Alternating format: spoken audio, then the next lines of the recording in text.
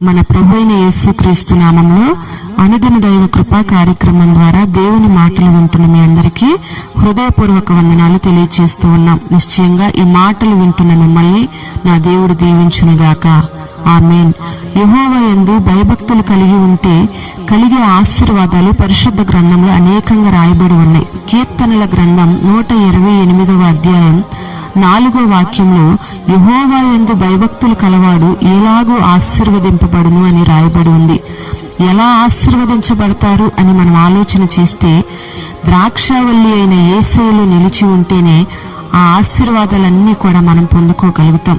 ప్రియమైన దేవుని బిడ్డలారా, ఈ దినాలలో మేడలు మిద్దెలు మనకు లేకపోవచ్చు, ఆస్తులు సంపాదించలేకపోవచ్చు, వెండి బంగారాలు మనం మూట కట్టలేకపోవచ్చు, కానీ మనము మన కుటుంబాలు దేవుని సన్నిధిలో నిలిచి ఉన్నామంటే దానికన్నా గొప్ప ఆశీర్వాదం ఈ భూమి మీద ఏదీ లేదు. Praise the Lord. మరి మనం యేసయ్యలో నిలిచి ఉంటేనే మనం బహుగా ఫలించగలుగుతాం. మనం కష్టపడిన ఆ ఫలితాన్ని మనం అనుభవించగలుగుతాం. అనేక మందిని మనం చూస్తూ ఉంటాం, కష్టపడతారు కానీ వారి సంపాదనంతా చిల్లు సంచిలో వేసినట్లుగా అయిపోతుంది. వారు సంపాదించిన ఆస్తిని వేరొకరు అనుభవిస్తూ ఉన్నారు. కష్టార్జితం అంతా పిల్లలు కుటుంబం అనుభవించకుండా వ్యర్థమైన దురలవాట్లకు పాడు చేస్తూ ఉన్నారు. మరి యేసయ్యలో నీవు నిలిచి ఉంటే నీ చేతుల యొక్క కష్టార్జితాన్ని నీవు నిశ్చయంగా అనుభవిస్తావు. ఆమేన్. నీవు దేవునిలో నిలిచి ఉంటే నీ మీద ఉన్న ఆ శాపమంతా కూడా ఆశీర్వాదకరంగా నా దేవుడు మారుస్తాడు. యోసేపు అన్నదమ్ములు యోసేపుకు కీడు చేశారు, కానీ యోసేపు దేవునిలో నిలిచి ఉన్నాడు గనుక ఆ కీడంతా కూడా ఆశీర్వాదకరంగా మారింది. ఈ మాటలు వింటున్న నీ జీవితంలో ఎవరైనా నీకు కీడు చేయాలని చూసినా, నిన్ను శపించాలని దూషణ మాటలు మాట్లాడినా, నువ్వు యేసయ్యలో నిలిచి ఉన్నట్లయితే ఆ శాపమంతటినీ నా దేవుడు నిశ్చయంగా ఆశీర్వాదకరంగా మార్చునుగాక. ఆమేన్. నీవు దేవునిలో నిలిచి ఉంటే శ్రేయస్కరమైన ఆశీర్వాదాలతో ఆయన నిన్ను ఎదుర్కొంటాడు. ప్రియమైన దేవుని బిడ్డలారా, గొర్రెల దొడ్డిలో ఉన్న దావీదుని ఇశ్రాయేలు ప్రజల మీద రాజుగా అభిషేకించారు. ఇది శ్రేయస్కరమైన ఆశీర్వాదం కాదంటారా? ఒకసారి ఆలోచన చేయండి. దావీదు తల మీద అపరంజి కిరీటం ఉండడానికి కారణం దావీదు దేవునిలో నిలిచి ఉన్నాడు గనుకే. Praise the lord. ఏ ఆశీర్వాదం నీ జీవితంలో కలగడం లేదని నువ్వు బాధపడుతూ కృంగిపోతూ ఉన్నావేమో ఒకసారి ఆలోచన చేయి. యేసయ్యలో నిలిచి ఉన్నావా, లేదా అటు ఇటు కదులుతూ ఉన్నావా?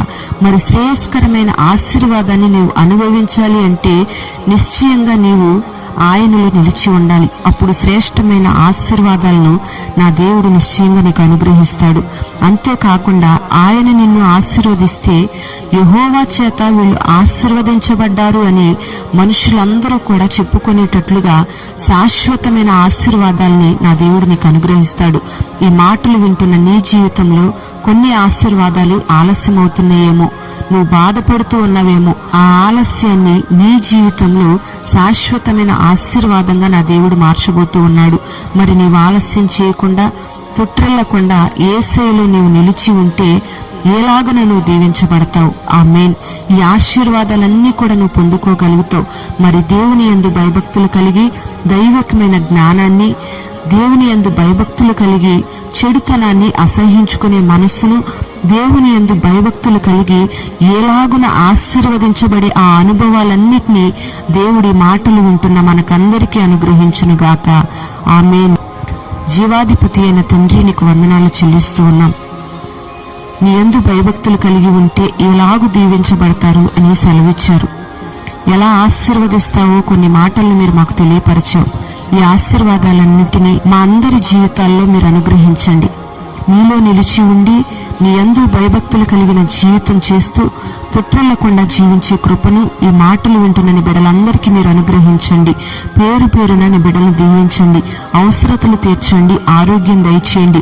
నీ రెక్కల నీడలో నీ బిడ్డలందరినీ, వారి కుటుంబాలను మీరు భద్రపరిచి ప్రార్థన అవసరతలు కోరిన బిడ్డలందరి జీవితాల్లో ఒక గొప్ప జయ జీవితాన్ని కలుగు చేసే సమస్యలన్నింటినీ మీరు తొలగించమని మహిమ, ఘనత, ప్రభావాలు నీకు మాత్రమే ఆరోపిస్తూ నజరేయుడైన యేసు నామములో అడుగుచున్నాము తండ్రి. ఆమేన్.